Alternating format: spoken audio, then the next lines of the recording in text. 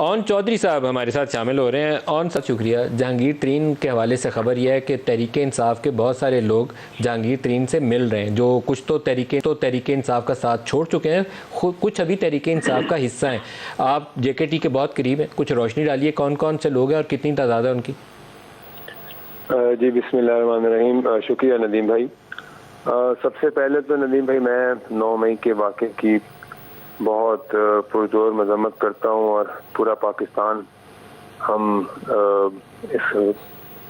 इस संगीन वाक़े की जो इसकी साथ पाकिस्तान के साथ खिलवाड़ किया गया है, जो हमारी आर्म फोर्सेस के और ख़ास तौर पर जिन्ना हाउस पे जो हमला हुआ, और ये एक बहुत ही बड़ा सानिया है और बहुत इसके जो मुजरिम है उनको बिल्कुल सजा होनी चाहिए और उनको कैसे किरदार तक जो है ना इन चेहरों को पहुंचाना चाहिए। बिल्कुल सही।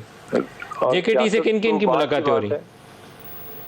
10 से 1 मिनट जी। सियासत सबसे बाद में है, सबसे पहले पाकिस्तान है, सबसे पहले हमारा मुल्क है, सबसे पहले हमारी फौज पाकिस्तान है जो हमें तहफ़्फ़ुज़ देते हैं, जिनकी वजह से हम रात को अपने घरों में अपने बच्चों के साथ पुरसुकून नींद में सोते हैं। रही बात सियासत की, सियासत इस मुल्क में सियासत का माहौल ऐसा कर दिया गया है, एक फर्द वाहिद ने सिर्फ अपनी ज़ात की, अपनी सेल्फिशनेस के ऊपर हमारे यंग बच्चों को, हमारी जो यूथ है उनको ऐसा पॉइजन किया गया, उनको ऐसा इस तरह एजुकेट किया गया नेगेटिविटी के साथ कि उन्होंने बगैर सोचे समझे जिन्ना हाउस पे हमला कर दिया। लेकिन ये ऑप्टिक्स जो गए ये पूरे पाकिस्तान ने देखे, ये हमारी जग रसाई हुई, हमारी अफवाज पाकिस्तान की जो इमेज है पूरी दुनिया में, और उसका एक इतना बड़ा डैमेज और इतना बड़ा हमने ये एक जो 9 को नुकसान होना था वो तो हो गया, लेकिन तहरीक इंसाफ से छोड़ने वालों का सिलसिला लंबा है। जहांगीर तरीन से कौन कौन राब्ते में? देखिए जी, बहुत सारे तरीन साहब के बहुत सारे दोस्त हैं, बहुत सारे ऐसे रफ़ाका हैं, बहुत सारे ऐसे जो वो लोग हैं जो कि तरीन साहब के ही वजह से PTI में शामिल हुए थे और तरीन साहब ही उनके गारंटर थे। और ये जो हमारा जो PTI का जो 2018 का इलेक्शन था उसमें जहांगीर तरीन साहब का, अलीम खान साहब का बड़ा एक किरदार था, बड़ा एक रोल था, बड़ा एक ख़ास रोल था। और क्या जहांगीर तरीन और अलीम खान इकट्ठे होकर किसी ग्रुप की शक्ल में सामने आएंगे या अलीम खान का ग्रुप अलहदा होगा, जहांगीर तरीन का अलहदा होगा?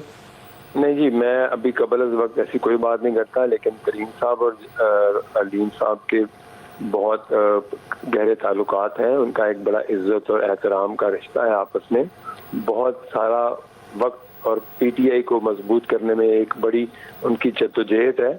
और मुझे दुख होता है, आज मैं हर रोज़ एक खबर सुनता हूँ जो हमारे इन लोगों की बड़ी मेहनत है। फवाद चौधरी का सुना, आज देखा TV पे, आमिर कियानी साहब, चौधरी सरवर साहब, तो ये वो लोग थे जिन्होंने जो दिल से काम करने आए थे PTI में, और फिर आहिस्ता आहिस्ता ये PTI से उन्होंने देखा कि ये तो एक और लेकिन ये सिलसिला भी ख़त्म नहीं हुआ। हमारी तो तवक्को ये है कि अगले चंद रोज़ के अंदर JKT एक प्रेस कॉन्फ्रेंस करेंगे, मेरी एक्सपेक्टेशन है, और वो बहुत सारे लोग उनके दाएं बाएं हमें बैठे नजर आएंगे। वो आपकी तवक्कुआत क्या है, कितने लोग हैं और कौन है वो?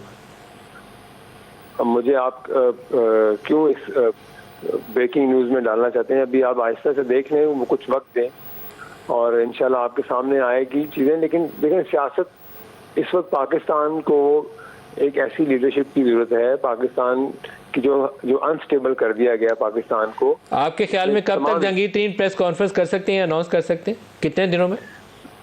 देखें, हमारे जो जितने भी PTI के दोस्त हैं, जितने हमारे पुराने जिनसे हमारे अच्छे ताल्लुकात हैं, वो राब्ते में हैं और वो मशावरत कर रहे हैं अपने दोस्तों के साथ, अपने करीबी लोगों के साथ, आपके मीडिया के लोगों के साथ। तो जैसे जैसे वो लोग राब्ते कर रहे हैं और मिलना जुलना तो रहेगा ना जी। सियासी सर, मीडिया के लोगों से राब्ते के लिए खबर चाहिए होती है जी। मेरे से राब्ते करके मैंने कौन सा आपकी सियासी जमात को सपोर्ट करना है? मुझे तो ये बताएं कि कितने लोग जा रहे हैं जहांगीर तरीन के साथ? अलीम खान और जहांगीर तरीन इकट्ठे बैठ के प्रेस कॉन्फ्रेंस करेंगे, ये मुझे बताएं तो मेरी खबर है।